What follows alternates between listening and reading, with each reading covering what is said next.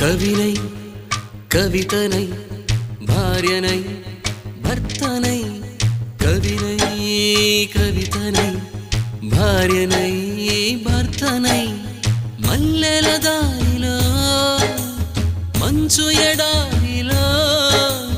మల్లెల దారిలో మంచు ఎడారిలో పన్నీటి జయ గీతాల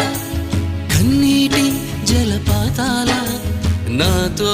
నేను అనుగమిస్తూ నాతో నేనే రమిస్తూ